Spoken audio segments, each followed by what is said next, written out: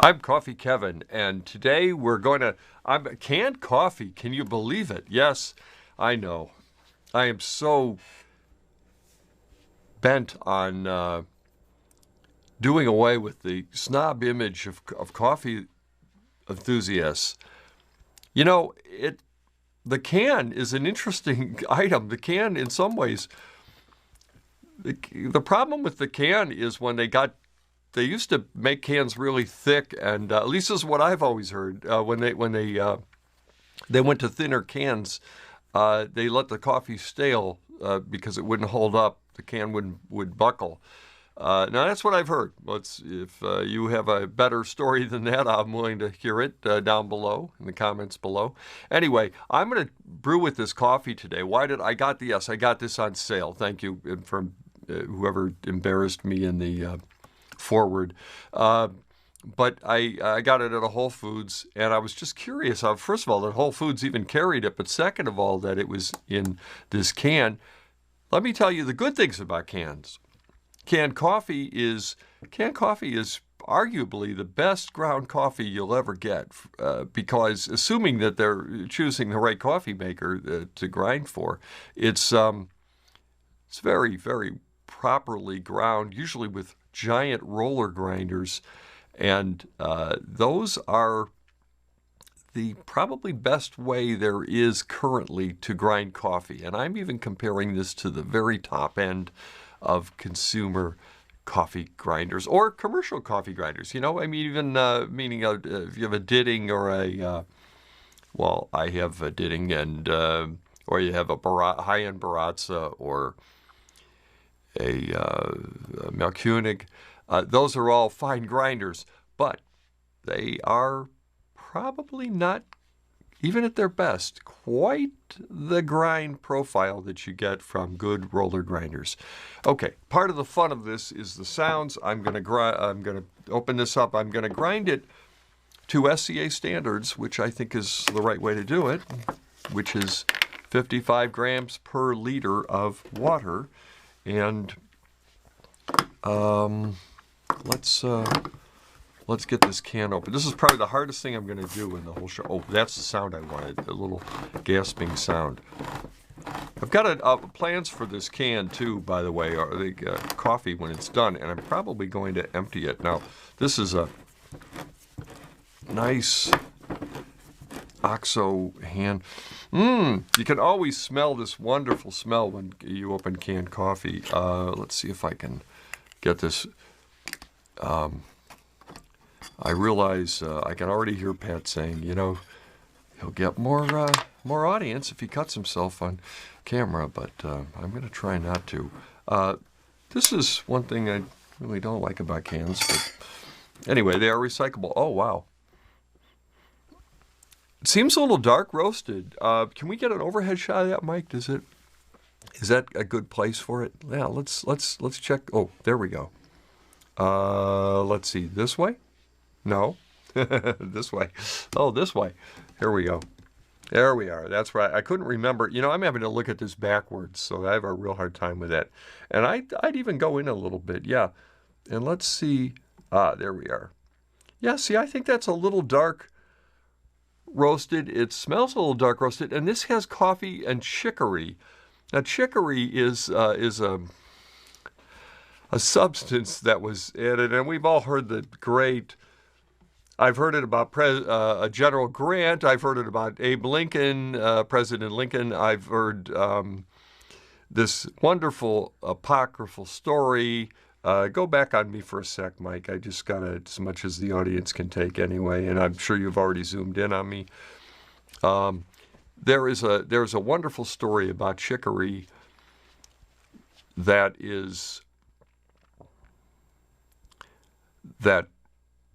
supposedly the president was visiting a fine hotel, which meant it had a restaurant, and said, make me a cup of coffee, but first bring me all the chicory that you have in the hotel. And they did that, and then he said, Now go make me the coffee. And that's because he didn't want the chicory. On the other hand, chicory has, like many things that are developed over the years that are substitutes or they're additives, has its own fan club, and there are people that really like the taste of chicory in coffee. I have to be honest with you right now, I don't remember the taste of chicory in my coffee, so I'm going to be, in effect, sort of a virgin here and trying this. I haven't had this coffee in a while. Of course, when I was in New Orleans, I remember going to Cafe du Monde. I had to pay make a pilgrimage there, and it is a local, wonderful, cultural thing there, and certainly coffee in New Orleans. By the way, let me just point out, coffee in New Orleans is really a big thing. Coffee is a port city. It's a Catholic city, so it has the blessing of the Pope, added to it, meaning when the U.S., there were parts of the U.S. where coffee developed more slowly than others because of the background of the majority of the population. But yes, it certainly was a popular beverage from the very first, and because of being a port city, coffee would come in there. So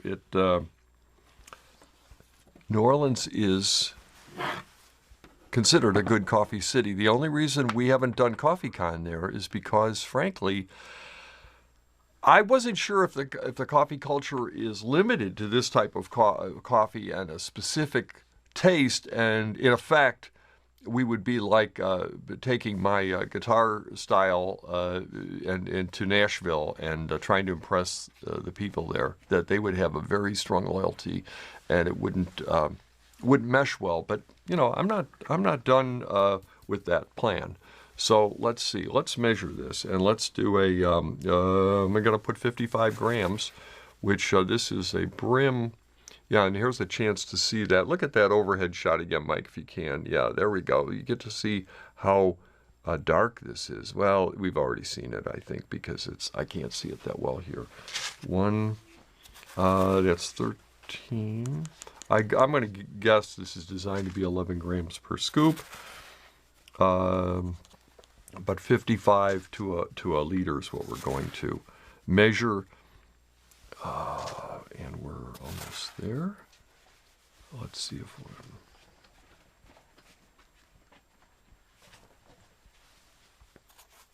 A little bit more. Just a little bit more. 50... Well, I'm not gonna short it. 55. Close enough. And then... Now, I'm going to tell you something about canned coffee. So assuming, and this feels, by the way, like a pretty robust can, although if you go to antique and thrift shops, and you find old coffee cans, and I used to collect them until one day my spouse tossed them on me, they used to be thicker, and they used to be a little hardier, but this is still pretty reasonable, and let's see if they stale it. We'll know that when we brew it. Oh, we're missing, Mike, is the water down here? We need a liter of water. Well, let me, while they're getting that, let me tell you the idea is they started what's called staling the coffee, and that meant waiting for it, grinding it and waiting it for literally to go a little stale so that they could pack it without it buckling. Back to that, if they haven't done that, we'll know it will foam up. And if it foams up, I brought with me today the coffee freshness system, because my thinking is, one of the markets for this, I know this sounds bizarre to you, but if coffee was pre-ground, if you agree with me that pre-ground coffee is actually a great convenience and it's ideally ground, if it would stay fresh in a whatever device until you used it, and then you could instantly transfer it to this. One thing I can tell you for sure, once it's ground and once we open it like this, it doesn't have very long, at the very best. But if we can get it to the point where we could put it in here, then I will do a further test to see, well, does this keep it fresh? Because then it might make sense for people to get cans of coffee, which would, thank you very much. I understand how much pressure that was. Pat was nice enough to go get us a liter of water because, well, we forgot, okay? We were talking about important things like the Beatles. All right, let's see. We are almost at optimum. And optimum is, there we go. And that's going to be a liter. Michael, there's in the little room next door, there's a water bottle. Can you grab that? It's partially filled. I just need a little more. It's in the little room over there. Thank you. And then he's grabbing the water bottle. It was just short of a liter. He's grabbing it. Yeah, we're good.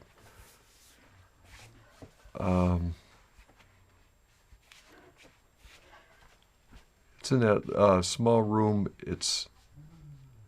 I'll go upstairs. No, we don't need it. We're fine. Thank you. And then we will. Oh, thank you. That's it. That's right. And then I just want to get this exact.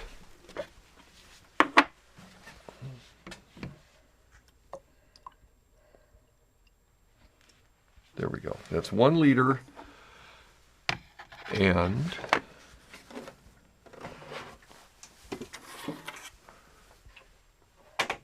we will know in a moment if this foams up. So there's a little bit of suspense building. And I'm not even going to bother pouring this into this if it doesn't do that, if it doesn't foam up, because that means it's still what I would call reasonably fresh. To me, that's the definition. It's not a question of time. It's just a question of if it foams up in here, we will know that it is fresh coffee as packaged. And they've been able to retain that, and that's just a question of technology.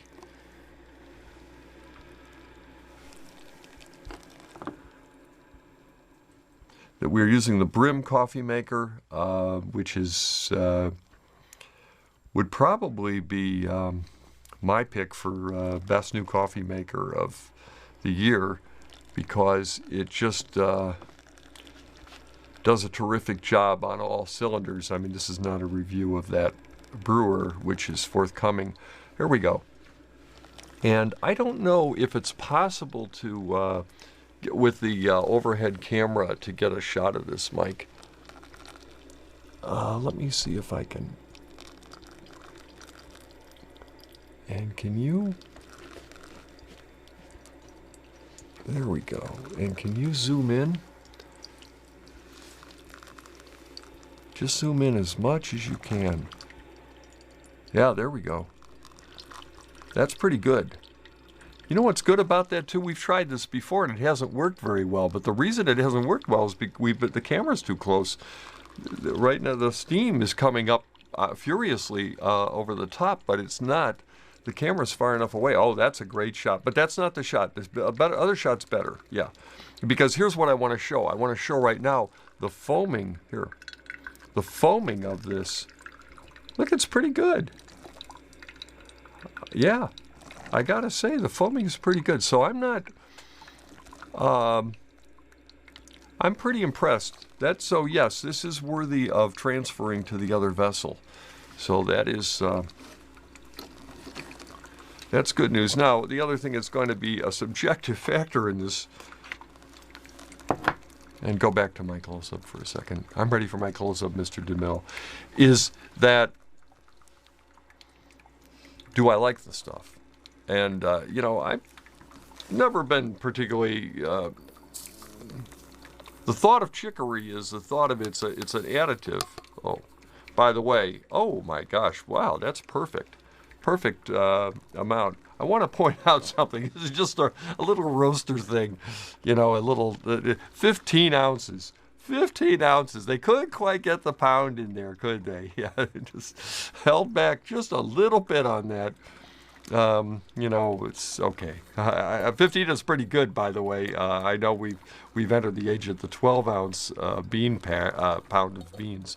So, but yes, America's oldest city market, French Market, New Orleans. Well, the French have a long history of coffee, of course, and French Americans. I did not bring the whole gizmo to reseal this, but I will take it upstairs the moment that I'm done and do that. I think it'll be okay for a few more minutes. But yeah, it'll be a nice experiment that I can blog about. But yeah, and of course, as predicted in your treatise, Professor, the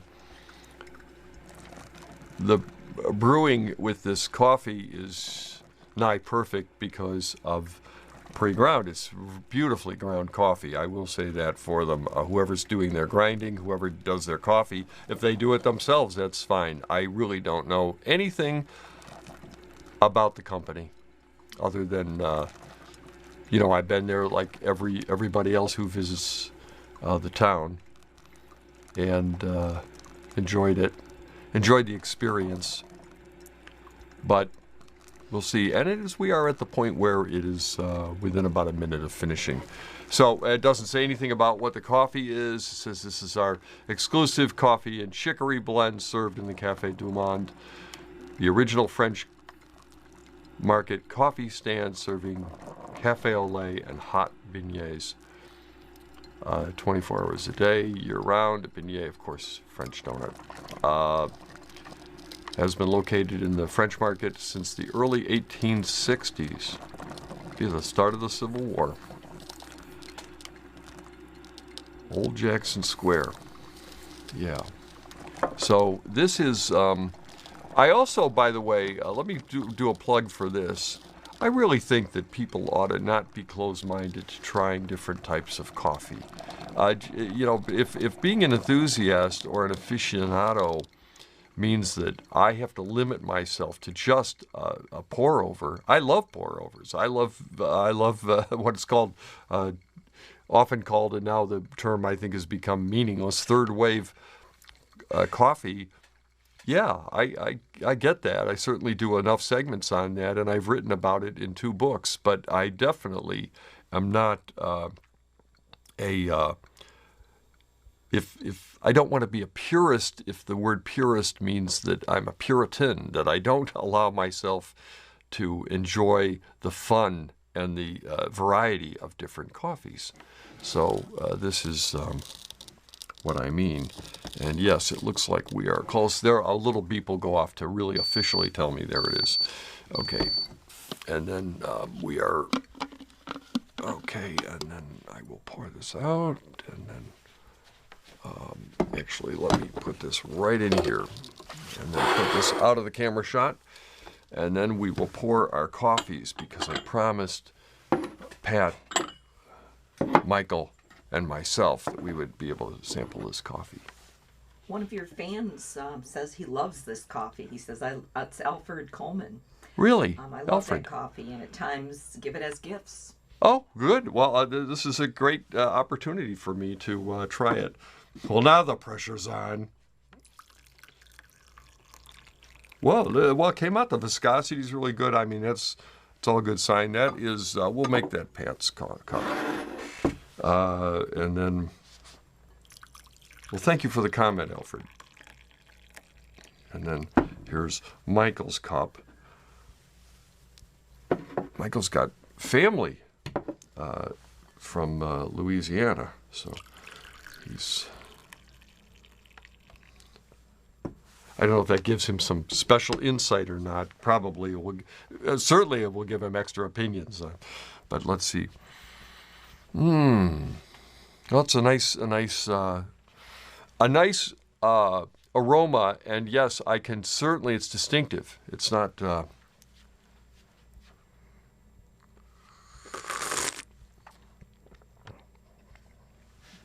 Wow, it's powerful. It's a. It is, and the chicory. I would say, this is the coffee cliche. I know 101. It has a chocolate note. That's what I would say. And maybe it's designed too, by the way. And I know no one in the specialty coffee world likes to go on about this, but the truth is, I'm absolutely convinced there are coffees that are designed to be taken with some sort of cream, or if you must, an oat milk or something, some sort of substance. It's like it has that viscosity and adds the color and the richness of dairy, and maybe some sweetener if you desire. So wow.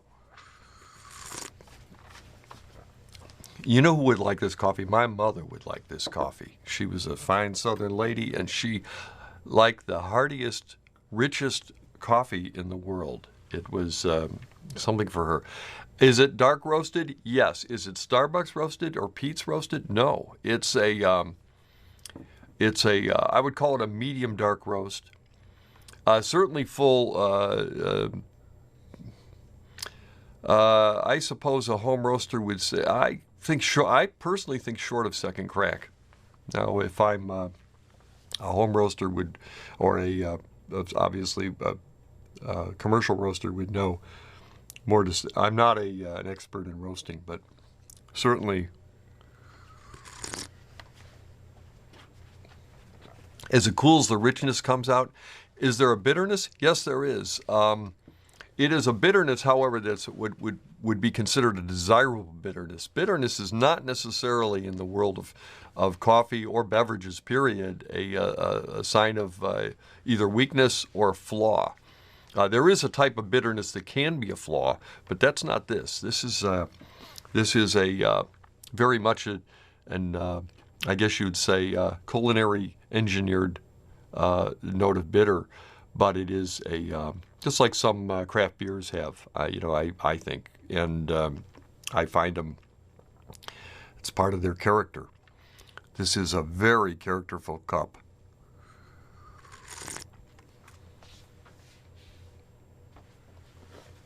And I would urge you to try it sometime. It's an interesting coffee, and it's unique, and I've had some other coffees in chicory. I would agree they've got something. They're doing a special. No doubt they have their own carefully guarded blend. These, in Europe they will open the file drawers for you and show you everything. At least they did the last time I was there, but not in the U.S. So anyway, even in the U.S., the part of the U.S. called New Orleans, which is really I find in many ways the most, the least U.S. of the cities in the U.S. It's got a very, I love it there. So anyway, have to go back, and the weather in Chicago is just getting to the point where I'm trying to think of anywhere else I can go that might be a few degrees warmer. All right, well, I'm not going to give you any update on CoffeeCon, because there isn't an update on CoffeeCon. We are looking at some sponsorships. I've got some sponsors that I've been talking to the last week, none of whom has gotten back to me yet. They've gotten back to me to say they'll get back to me, but other than that, they've been polite, but not more than that. So let's see if they'll either hide from my communications, or they will call back, and I think they will. And I'll be happy to tell you what's coming in the new plans, if anything. And meanwhile, Coffee Kevin, it's a pleasure to come and be with you every day. And Alfred, yeah, I could see giving this to someone, and I will tell you from the point of view of this is tastes really good as far as it's being brewed properly, as far as it's being fresh. And I was impressed that they shipped a product that really, in a can that's pre-ground, that really did foam up properly. And let's see if the Coffee Freshness system, which is a U.S. company out of the Bay Area, can help keep it that way. Meanwhile, I'm Coffee Kevin, and have a great day, and we'll see you soon.